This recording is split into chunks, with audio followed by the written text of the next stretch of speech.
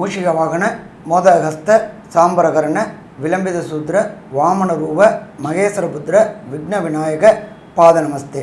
ஜெய்கணேச பாகிமாம் ஸ்ரீகணேச Shriganesha ரக்ஷமாம். Sri Bhagavathi YouTube channel நேயர்களுக்கு ஹரிஹர சர்மாவின் பணிவான நமஸ்காரம். ஸ்ரீ ஜோதிட குழுவின் சார்பாக ஆடி மாத பலன்களை பற்றி பார்ப்பதற்காக வந்திருக்கின்றோம். இந்த ஆடி மாதங்கிறது ஆடி மாதம் 1ஆம் தேதிங்கிறது 17/7/2024 புதன்கிழமை அன்னைக்கு ஆரம்பமாகுது. அதுமாரி ஆடி மாதம் முடிகிறது 16/8/2024 வெள்ளிக்கிழமையோடு முடியுது. இந்த நாட்களில் உள்ளதை பற்றி பார்ப்போம். இப்போ நாங்கள் வந்திருக்கிறது அடியன் சக்தி சோமையாகிய நானும், டாக்டர் KS ஐயங்கார் அவர்களும், டாக்டர் ஹரிஹர சர்மா ஐயா அவர்களும் வந்திருக்கிறாங்க. இப்போது ஆடி மாத பலன்களில் சொல்கிறதுக்கு முன்னாடி ஆடி மாதத்தில் இருக்கக்கூடிய விசேஷங்கள் என்னென்னங்கிறதையும் ஆடி மாதத்தினுடைய கிரக நிலைகளை பற்றியும் நம்முடைய டாக்டர் ஹரிஹர சர்மா ஐயா சொல்லுவாங்க. அனைவருக்கும் ஹரிஹர சர்மாவின் பணிவான நமஸ்காரங்கள். நாம் ஒவ்வொரு வருஷமும் பார்ப்போம்னாக்கா மாத பலன்கள் பார்ப்போம். அதை தவிர ஒவ்வொரு கிரக பலன்களும் பார்ப்போம். அதுபடி இப்போ பார்க்குறது தமிழ் மாத பலன்கள் பார்க்குறோம். தமிழ் மாதம் அப்படின்றது ஆடி மாத பலன்களை இந்த ட்ரிப்பு பார்க்க போகிறோம். இந்த ஆடி மாதம் இருக்கிறதுல வசந்த மாதம் அப்படிங்கிறோம். எதை வச்சு நீங்கள் சாமி வசந்த மாதம் அப்படின்றீங்க அப்படின்னாக்க உத்தராயண காலத்துலேருந்து தட்சிணாயன காலத்துக்கு போகிறது தான் ஆடி மாதம். நம்மளுடைய பித்திருக்களுக்கு உகந்த மாதம் அப்படின்றத பொறுத்தளவுக்கு பித்ருபக்ஷம், பித்திருக்களுக்கு காரியம் செய்யக்கூடியது அப்படின்றது ஆடி அமாவாசை. அதுக்கு அடுத்தது உத்தராயணத்துலேருந்து தட்சிணாயனம் போகக்கூடிய காலகட்டங்கள், தட்சிணாயனத்துலேருந்து உத்தராயணம் போன காலகட்டங்கள்னா மகர மாதத்தில் வர்றது அப்படின்றது தை அமாவாசை. அதுக்கடுத்து புரட்டாசி மாதத்தில் வர்றது மகாலய அமாவாசை. இதில் பொறுத்தளவுக்கு பெரும்பாலானவங்க என்ன பண்ணிடுவாங்க, அந்த திதி தர்ப்பணங்களை விட்டுருவாங்க. ஒரு சில பேர் இறந்த தேதியில் கொண்டாடுவாங்க. அவங்களுக்கெல்லாம் இந்த செய்யக்கூடிய மாதம் ஆடி மாதம், தை மாதம், மகாலய அமாவாசை. அப்படி இருக்கிற இந்த வசந்த மாதத்தை ஆடி மாதத்தில் என்னென்ன நற்காலங்கள், என்னென்ன விசேஷ தினங்கள். ஆடி அப்படின்னாலே அம்மன் மாதம் அப்படின்னு சொல்லுவோம். அம்மனுக்கு கூழ் ஊற்றக்கூடிய மாதம் அப்படிம்போம். அப்போ இந்த மாதத்தில் வரக்கூடிய விசேஷங்களை பார்த்துட்டு ஒன்று ஒன்றா பார்ப்போமா. ஆடி மாதம் 3ஆம் தேதி அதாகப்பட்டது உங்களுக்கு என்ன வருது அப்படின்னு கேட்டோம்னாக்க 19/7/2024 தஞ்சை மாவட்டத்தில் உள்ள புன்னைநல்லூர் மாரியம்மனில் பூச்செறிதல் இருக்கிறதுலே ரொம்ப வசந்தது அப்படின்றது தஞ்சாவூர் புன்னைநல்லூர் மாரியம்மன். அதுக்கு அடுத்தது வர்றது அப்படின்றது 21/7/2024 பூர்ணிமா. இதில் என்ன எல்லா மாதமும் தான் பௌர்ணமி வருதே சாமி, இதில் என்ன இந்த பூர்ணிமாவுக்கு மட்டும் விசேஷ பூர்ணிமா அப்படின்றது புத்த பூர்ணிமா அல்லது குரு பூர்ணிமா. குருமார்களை வணங்கக்கூடிய பூர்ணிமா. நமக்கு அக்ஷரம் சொல்லி கொடுத்த, அக்ஷரம்னாக்க நாம் செய்கின்ற தொழிலுக்கு அக்ஷரம் சொல்லி கொடுத்த குருமார்களை வணங்கக்கூடிய தினம் அப்படின்றது பௌர்ணமி தினம், அதாகப்பட்டது குரு பூர்ணிமா தினம். அதுக்கு அடுத்தது பார்த்தோம் அப்படின்னாக்க 23/7/2024 செவ்வாய்க்கிழமை நம்ம காஞ்சிபுரத்தில் உள்ள ஸ்ரீ ஜெயேந்திர சரஸ்வதி சுவாமிகளுடைய ஜெயந்தி. காஞ்சிபுரம் மடம் அப்படின்னாலே உங்களுக்கு பொறுத்தளவுக்கு முதல் மடம் அப்படின்றத பொறுத்தளவுக்கு கேரளாவில் உள்ள ஆதிசங்கரர் மடம். அடுத்தது வந்தது 64 பட்டம்ன்றது ஜெயேந்திர சரஸ்வதி சுவாமிகள். அவங்க அங்கேயே அனுஷ்டானம் ஆயிருக்கிறாங்க. அவங்களுக்கு ஜெயந்தி கொண்டாடக்கூடிய நாள் அப்படின்றது 23. அதுக்கு அடுத்தது பார்த்தோம்னாக்க 27/7/2024 சனிக்கிழமை நம்ம பூமி பூஜை போடுறது. பூமி பூஜை போடுறது அப்படின்னாக்க வாஸ்து பகவான் கண் விழிக்கக்கூடிய நாட்கள். வாஸ்து பகவான் கண் விழிக்கக்கூடிய நாட்களில் நாம் அந்த மனைக்கு உண்டான பூஜையை பண்ணிவிட்டு வீட்டு வேலையை தொடங்கினோம் அப்படின்னா எந்த விதமான தடசமும் வராது. லோன் கேட்ட இடத்துல லோன் கிடைக்கும், மெட்டீரியல் கேட்ட இடத்துல கிடைக்கும், வேலைக்காரங்க எல்லாருமே பிரச்சனை இல்லாமல் இருப்பாங்க. அப்போ அந்த வாஸ்து நாளில் எந்த டைம்னு ஒரு பர்டிகுலர் டைம் சொல்கிறேன், அந்த டைம் ரொம்ப வசந்த டைம். காலையில் 6:52லேருந்து 8:22 வரையிலும் இந்த வாஸ்து தினம், வாஸ்து பூஜை போடக்கூடிய நேரம். அதுக்கு அடுத்தது எம்பெருமான் முருகபெருமானுக்கு உண்டான தினம் அப்படின்றது ஆடி மாதத்தில் வர கிருத்திகை தினம். அதுக்கு அடுத்தது பார்த்தோம் அப்படின்னாக்க தஞ்சாவூர் மாவட்டம், கும்பகோணம் மாவட்டம், இந்த காவேரி நதி பாயக்கூடிய மாவட்டங்களில் என்ன பண்ணுவாங்க அப்படின்னாக்க ஆடி பெருக்கு அல்லது 18ஆம் பேர் அப்படிம்பாங்க. குழந்தையெல்லாம் சொப்பரத்தை எடுத்துகிட்டு போயிட்டு எல்லா சாப்பாடையும் வச்சுக்கிட்டு அந்த கரையோரம் சாப்பிடுவாங்க.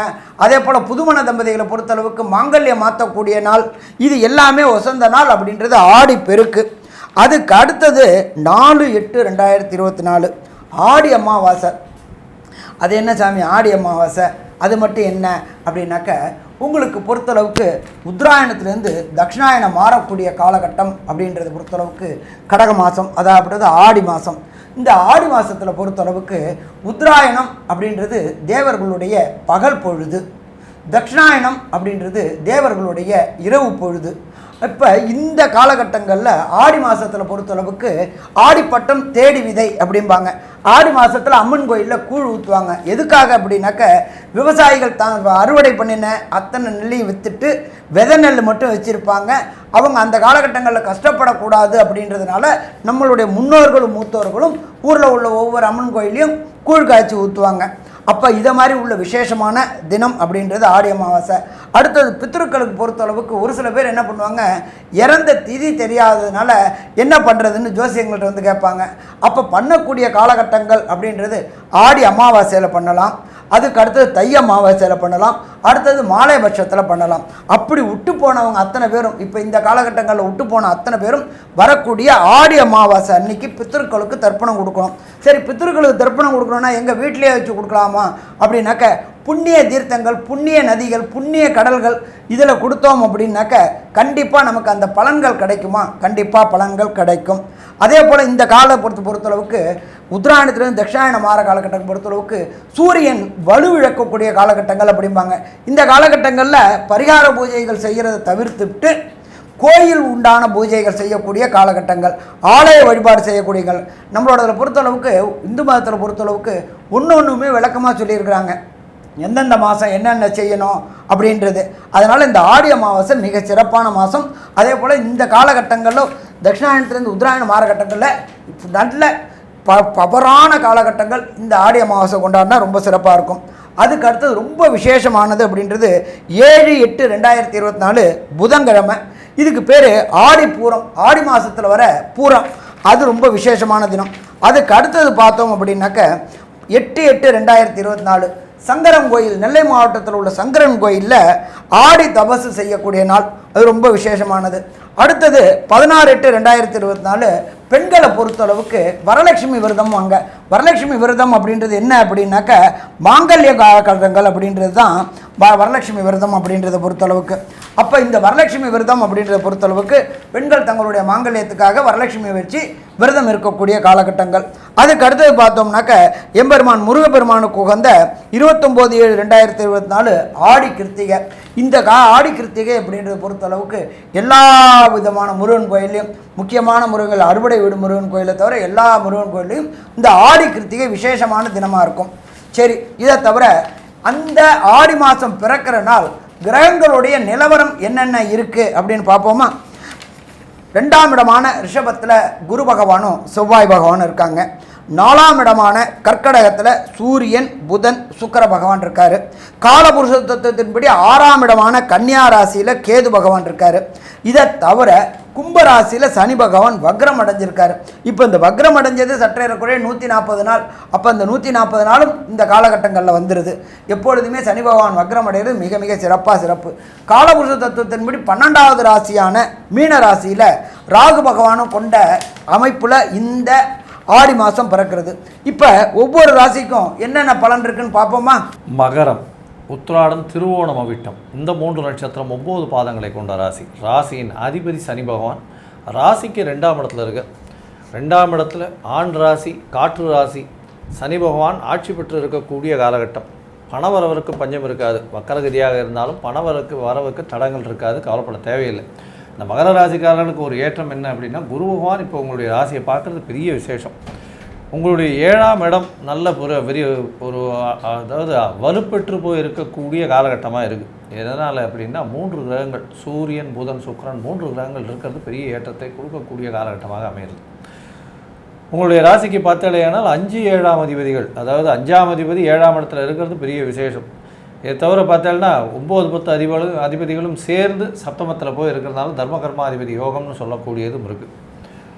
இந்த காலகட்டத்தில் 3ஆம் இடத்தில் இருக்கக்கூடிய ராகு பகவான் மூலியமாக புதிய முயற்சிகள் எல்லாமே ஒரு பெரிய ஏற்றத்தை கொடுக்கும். அளவிட முடியாத அளவுக்கு ஒரு பெரிய முயற்சியை செய்வீங்க. அந்த முயற்சியில் வெற்றியும் காண்பீங்க. கவலைப்பட தேவையில்லை. ஏன்னா குரு பார்வையும் இருக்குது. உடல் நலத்தில் நல்ல ஏற்றம் இருக்கும். கவலைப்பட தேவையில்லை. உங்களுடைய ராசிக்கு பார்த்தாலும் 4ஆம் அதிபதி 5ஆம் இடத்துல போய் குரு மங்கள யோகத்தை ஏற்படுத்துறது ஒரு பெரிய விசேஷம். குழந்தை பிராப்தி இல்லாதவர்களுக்கு இவ்வளவு நாளாக குழந்தை பிராப்தி ஏற்படக்கூடிய வாய்ப்புகள் மிகவும் அதிகமாக இருக்கும். தந்தையின் உடல்நிலையில் நல்ல ஏற்றம் இருக்கக்கூடிய காலகட்டமாக இருக்குது. இந்த மாதம் ஆடி மாதம் குரோதி வருஷத்தில் பார்த்தீங்கன்னா உங்களுடைய ராசிக்கு படிக்கக்கூடிய மாணவர்கள், அதாவது மகர ராசியில் இருக்கக்கூடிய படிக்கக்கூடிய மாணவர்கள் எப்படி இருப்பார்கள், சொந்த தொழில் செய்கிறவர்கள் எப்படி இருப்பாங்க அப்படின்றத பற்றி நம்ம ஐயா அரியரசம்மாக்கிட்ட கேட்போம். ஐயா பிரமாதமாக சொன்னீங்க. மகரம் அப்படின்னாலே எல்லாரும் என்ன சொல்லுவாங்க அப்படின்னாக்க சோம்பேறி அப்படிம்பாங்க. சோம்பேறி கிடையாது, அவங்க காரியக்காரங்க. அவங்களோட காரியத்துக்காக என்ன ரேஞ்சு பண்ணாலும் இறங்கி போவாங்க. அடுத்தவங்க காரியம்னாக்க பார்ப்போம் பார்க்கலாம் அப்படின்னு சொல்லுவாங்க. ஒன்று. அடுத்தது அவங்களுடைய வாக்குஸ்தானத்திலேயே அவங்களுடைய ராசியாதிபதியான சனி பகவான் வக்ரம் அடைஞ்சு உட்கார்ந்துருக்காரு. மூணாம் இடமான கம்யூனிகேஷன் பாவத்தில் பிரம்மாண்டம். ராகு அப்படின்னாலே பிரம்மாண்டமானது. அப்போ கம்யூனிகேஷன் பாவம் வலுத்திருக்கு, வாக்குஸ்தானமும் வலுத்திருக்கு. அப்போ இந்த காலகட்டங்களில் நீங்கள் கொடுத்த வாக்கை காப்பாற்றக்கூடிய காலகட்டங்கள். இப்போ ஒருத்தருக்கு நான் நாளைக்கு பணம் தரேன், அது பண்ணித்தரேன், இது பண்ணித்தரேன்னு சொல்லியிருந்தீங்கன்னாக்க அதை முடிக்கக்கூடிய காலகட்டங்கள், வாக்கு பலிதம் உண்டாகக்கூடிய காலகட்டங்கள். அடுத்தது நம்பர் 2, 5ல் இருக்கிற குரு பகவான் உங்களுடைய ராசியை பார்க்குறார். தன்னோட விசேஷ பார்வையான 9ஆம் பார்வையால் பார்க்குறார். 9ஆம் பார்வையால் பார்க்கும்போது சுயமுயற்சி எடுக்கக்கூடிய மகர ராசி என்பர்கள். ஒன்றும் ஒரு உதாரணம் எடுத்துக்கலாமே.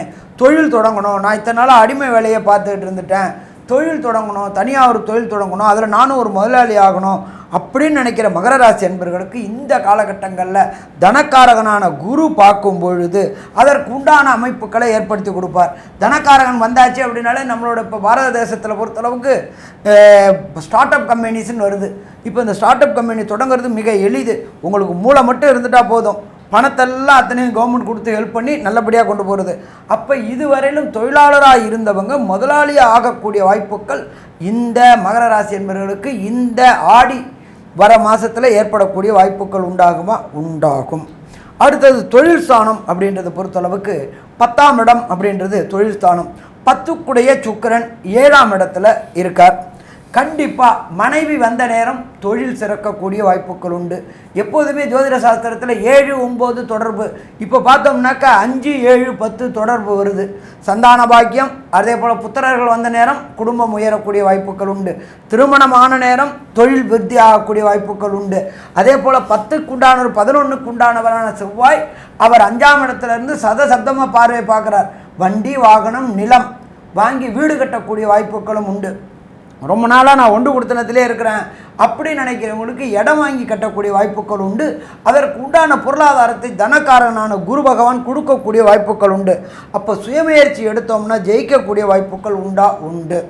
அதே போல் மகர ராசி அன்பர்களை பொறுத்தளவுக்கு நீண்ட நாட்களாக திருமணம் தடையும் தாமதமும் ஏற்பட்டுக்கிட்டு இருந்துச்சு. அப்போ அந்த திருமணம் தடையும் தாமதமும் விலகக்கூடிய வாய்ப்புகள் உண்டு. 6க்குண்டானவர் 7ல் இருக்கார். அதே போல் 8க்குண்டானவரும் 7ல் இருக்கார். அடுத்தது பார்த்தீங்கன்னாக்க சுக்கிரனும் கலத்திர காரகனும் அங்கேயே இருக்கிறார். அப்போ கண்டிப்பாக திருமணம் தடை தாமதம் ஏற்பட்டு இருந்தவங்களுக்கு திருமணம் தடை தாமதம் விலகி கண்டிப்பாக இந்த ஆடி 18 முடிஞ்சவிட்டு பெரும்பாலும் நம்மளுடைய இதில் என்ன பண்ணுவாங்க அப்படின்னாக்க ஆடி அப்படின்றத பொறுத்தவரை பித்திருக்கள் மாதம், ஆடி அப்படின்றது தெய்வங்கள் மாதம். அதனால் அந்த காலகட்டங்களில் எந்த விதமான சுப நிகழ்வு நிகழ்த்தக்கூடாது வீட்டில். அதனால் கோயில்களில் தான் சுப நிகழ்வு நிகழ்த்தணும் அப்படிம்பாங்க. பட் ஆடிப்பெருக்கு முடிஞ்சிருத்து அப்படின்னு சொன்னாக்க சுபகாரியங்களை தொடங்கலாமா? சுபகாரியங்களை தொடங்கலாம். அப்போ திருமணம் தடை தாமதம் ஏற்பட்டிருந்த மகர ராசி என்பவர்களுக்கு கண்டிப்பாக திருமணம் கைகூடக்கூடிய வாய்ப்புகள் உண்டு. எப்பொழுதுமே ஜோதிட சாஸ்திரத்தில் சொல்லியிருக்கிறது அப்படின்றது சனி தொடர்பும் குரு தொடர்பும் வரும்போது தான் திருமணம் வரும். இப்போ மகர ராசி என்பவர்களுக்கு பொறுத்தளவுக்கு பாதச்சனி நடக்குது, குரு 5ல் இருக்கார். அப்போ கண்டிப்பாக திருமணம் தடை தாமதங்கள் ஏற்படக்கூடிய வாய்ப்புகள் அத்தனையும் நீங்கி திருமணத்திற்கு உண்டான ஏற்பாடுகள் நடக்கும். அடுத்தது 7ஆம் அதிபதி அப்படின்றது 7ஆம் இடத்துல இருக்கிறது சூரியன், புதன், சுக்கிரன். உங்களுடைய லைஃப் பார்ட்னர் நல்லபடியாக அமைஞ்சிடும். அதே போல் பிஸ்னஸ் பார்ட்னர் நல்லபடியாக அமைஞ்சு உங்களுக்கு ஏற்றமான காலகட்டமாக இருக்குமா? ஏற்றமான காலகட்டமாக இருக்கும். ஸோ மொத்தத்தில் பார்த்தோம்னா மகர ராசிக்காரங்களுக்கு பொறுத்தளவுக்கு இந்த ஆடி மாதம் அமோகமான மாதம்னு சொல்லலாமா? கண்டிப்பாக அமோகமான மாதம் சொல்லலாம். ஆனாலும் என்ன சாமி ஒரு இக்கு வைக்கிறீங்க, நடப்பு தெசா புத்தி அந்தரம் சூட்சமும் சரியில்லாதவங்களுக்கு இந்த 31 நாளில் கிடைக்கக்கூடிய பயன்கள் கிடைக்காம போய்கிற மாதிரி இருந்துச்சு அப்படின்னா அவர்கள் வணங்க வேண்டிய தெய்வம் என்ன, அந்த தெய்வத்தை வணங்கும் பொழுது நமக்கு உண்டான அந்த பரிகாரம் செய்யும் பொழுது வெற்றி கிடைக்கும். இதை தவிர இந்த 31 நாளில் புதிய முயற்சிகள் தொடங்கக்கூடியதை தவிர்க்கக்கூடிய நாட்கள் என்ன, அதாவது சந்திராஷ்டம தினங்கள் என்ன அப்படின்றத நம்ம ஐயா சக்தி சோமையா விரிவாகவும் விளக்கமாகவும் சொல்லுவாங்க. ரொம்ப அற்புதமாக தெளிவாக விவரமாக 2 பேருமே சொன்னீங்க. இப்போ உங்களுக்கு சந்திராஷ்டம தினங்கள் அப்படின்னு சொல்லக்கூடிய நாட்கள் அப்படின்னு சொல்லக்கூடியது மகர ராசிக்காரர்களுக்கு ஆகஸ்ட் மாதம் 5ஆம் தேதி அப்படின்னு திங்கட்கிழமை அன்னைக்கு சாயந்தரம் 4:32 மேலே ஆரம்பமாகிறது. அதன் பின்னாடி 6ஆம் தேதி செவ்வாய்க்கிழமையும் 7ஆம் தேதி புதன்கிழமையும் இந்த 2.25 நாட்கள் சந்திராஷ்டம தினங்கள். இந்த சந்திராஷ்டம தினங்களில் புதிய முயற்சிகள் எதுவும் எடுக்க வேண்டாம். அதேமாரி வெளியூர் வெளிநாடு பயணங்கள் எதுவும் செய்ய வேண்டாம். இதுகளை அவசியம் தவிர்க்கிறது மிக மிக நல்லது. இது போக நாங்கள் எல்லா மாதமும் உங்களுக்கு அந்தந்த மாதத்துக்குரிய கிரகத்தினுடைய சூழ்நிலையும் கிரக சஞ்சாரத்தினுடைய சூழ்நிலையை வச்சு எந்த தெய்வத்தை வணங்கினால் உங்களுக்கு சரியாக இருக்கும் அப்படிங்கிறத நாங்கள் எல்லா மாதமும் சொல்லிட்டு தான் இருக்கிறோம். இது சில பேர் என்னென்னு கேட்டால் நாங்கள் அதை செய்தோம் எங்களுக்கு சரியாக வரலையே அப்படின்னு சில பேருடைய கேள்விகள் இருக்கிறது. அந்த கேள்விகளுக்கு என்ன பதில் அப்படின்னு கேட்டிங்கன்னா, உங்களுடைய பேரண்ட்ஸ், அதாவது உங்களுடைய தாய் தகப்பனுக்கு, அதாவது மாதா பிதா குரு தெய்வம்னு சொல்லியிருக்கு. தெய்வங்கிறது 4ஆவது தான் சொல்லியிருக்கு. மாதா பிதா குரு, அதுக்கப்புறம் தான் தெய்வம் சொல்லியிருக்கு. அப்போது மாதா பிதா குரு தெய்வம்னா முதல்ல தாய், அதுக்கப்புறம் தகப்பன். அப்போ உயிரோடு இருக்கிற போது தாய் தகப்பனுக்கு செய்ய வேண்டிய கடமைகளை செய்யணும். அவங்க தெய்வ நிலை அடைஞ்சிட்டாங்க அப்படின்னு சொன்னால் அந்த காலகட்டத்திலேயும் அவங்களுக்கு செய்ய வேண்டிய கடமைகளை செய்யணும். இது இந்த கடமைகளை செய்துட்டு மேற்கொண்டு உங்களுடைய குலதெய்வம் அப்படின்னு சொல்லக்கூடிய தெய்வத்துக்கு வருஷத்துக்கு ஒரு தடவையாவது போயிட்டு வரணும். இதை செய்துட்டு நீங்கள் இந்த இதுகளையெல்லாம் செய்தால்தான் அந்த பலனும் சரியாக வரும், இல்லைன்னா வராது. அதனால் அவசியம் அவங்களுக்கு அதெல்லாம் செய்ய வேண்டிய கடமைகளை செய்யுங்க. அதுக்கப்புறம் இதெல்லாம் செய்யுங்க, கண்டிப்பாக நல்லா வரும். இந்த மாதம் உங்களுக்கு அதாவது திருவேற்காடு கருமாரியம்மன் கோயிலுக்கு போங்க. அதில் செவ்வாய்க்கிழமை அல்லது வெள்ளிக்கிழமை இன்னைக்கு போய் உங்களால் முடிஞ்சது என்ன முடியுமோ அதை செய்யலாம். அதுலேயும் அம்மனுக்கு வஸ்திரம் சாத்தி வழிபட்டுட்டு வர்றது மிக மிக சிறப்பாக இருக்கும். அது போக தான தர்மங்கள் செய்யலாம். நீங்கள் போகிறது வெள்ளி செவ்வாயில் போக சொல்கிறோம். அந்த வெள்ளி செவ்வாய்க்கிழமை போகிற போது கோயிலுக்கு வர்ற பக்தர்களுக்கு நீர்மோர் கொடுக்கலாம். அதேமாரி மதிய நேரமாக இருந்ததுன்னா தயிர் சாதங்கள் வழங்கலாம். இது போக ஏழை எளிய மக்கள், முதியோர்கள் அப்படின்னு சொல்லக்கூடியவர்களுக்கு ஒரு பெட்ஷீட் வாங்கி கொடுக்கலாம். அவங்களுக்கு வஸ்திரங்கள் தர்மமாக பண்ணி கொடுக்கலாம். இல்லைன்னா அதெல்லாம் நாங்கள் ஆளை தேடி போக முடியாது அப்படின்னு சொன்னால் ஒரு ஹாஸ்டல் இருக்கிற இடங்களுக்கு தேடி போங்க. ஒரு 10 போர்வை வாங்கி கொடுங்க, 10 துண்டு வாங்கி கொடுங்க. இந்த மாதிரி வஸ்திரங்கள் வாங்கி கொடுத்தீங்கன்னா அதை அவங்களுக்கு உபயோகப்படுத்துறதுக்காக அந்த முதியோர் இல்லத்திலிருந்து கொடுப்பாங்க. அது உங்களுக்கு பெரிய தர்மமாக அமையக்கூடிய வாய்ப்புகள் உண்டு. அதனால் உங்களுக்கு எல்லாம் நன்மையாக நடக்கிறதுக்கு உண்டான வாய்ப்புகள் மிக மிக அதிகமாக இருக்கும். இந்த மாதத்தில் அதை பண்ணிக்கிறங்க. மேற்கொண்டு உள்ள விவரங்களை நம்முடைய டாக்டர் KS ஐயங்கார் அவங்க சொல்லுவாங்க. ஐயா, அற்புதமாக சொன்னீங்க. மகர ராசியை பொறுத்தவரையிலும் இந்த ஆடி மாதம் குரோதி வருஷம் ஒரு நல்ல ஏற்றத்தை கொடுக்கக்கூடிய மாதமாக இருக்கும். என்ன அப்படின்னா 7.5 சனி இருக்குது, இருந்தாலும் சனி பகவான் மக்கரகதியில் இருக்கார். குடும்பத்துக்குள்ளே சற்று சலசலப்பு இருக்கும். பணவரவிற்கு பஞ்சம் இருக்காது. முயற்சிகள் எல்லாமே கைகூடும். புதிய தொழில் அமையக்கூடிய வாய்ப்பு, பார்ட்னர்ஷிப் பிஸ்னஸில் நல்ல ஏற்றம் இருக்கும். படிக்கக்கூடிய குழந்தைகளுக்கு நல்ல ஒரு ஏற்றம் இருக்கக்கூடிய காலகட்டம். வெளிநாடு போகக்கூடிய பாக்கியம் நிச்சயமாக உண்டு. வெளிநாட்டில் போய் படிக்கக்கூடிய பாக்கியம் நிச்சயமாக உண்டு. தாயின் உடல்நிலையில் நல்ல ஏற்றம் இருக்கக்கூடிய காலகட்டம். தந்தையின் உடல்நிலையில் சற்று பின்னடைவு இருக்கும். கொஞ்சம் ஜாகிரதையாக இருங்க. ஏன்னா கேத்து பகவான் 9ஆம் இடத்துலையும் சூரியனும் கடகத்தில் இருக்கிறது அந்த அளவு ஏற்றத்தை கொடுக்காது. கேத்து பகவானையாவது குரு பார்க்குறார், அதனால் ஓரளவு பரவாயில்லாமல் இருக்கிறதுக்கு வாய்ப்புகள் உண்டு. படிக்கக்கூடிய மாணவர்கள் மேல் படிப்புக்குன்னு வெளிநாடு போகக்கூடிய பாக்கியங்கள் நிச்சயமாக உண்டு. மொத்தத்தில் பார்த்தீங்களேன்னா இந்த மகர ராசிக்காரர்களுக்கு ஒரு ஏற்றமான காலம், பண வருமானமான காலமாக இந்த மாதம் இருக்கும் அப்படின்னு இந்த சக்தி ஜோதிட குழு சொல்லுது. நன்றி, நமஸ்காரம். ஸ்ரீ பகவதி யூடியூப் சேனல் பார்த்த அன்பர்களுக்கு நன்றி. இதே போன்று ஆன்மீக தொடர்புடைய, ஜோதிட தொடர்புடைய தகவல்களை தொடர்ந்து நீங்கள் பெற ஸ்ரீ பகவதி யூடியூப் சேனலை சப்ஸ்கிரைப் செய்யுங்கள் மற்றும் அருகில் உள்ள பெல் ஐகானை அதை அழுத்தினீர்கள் என்றால் தொடர்ந்து என்னுடைய சேனலை பார்க்க முடியும். நன்றி, நமஸ்காரம்.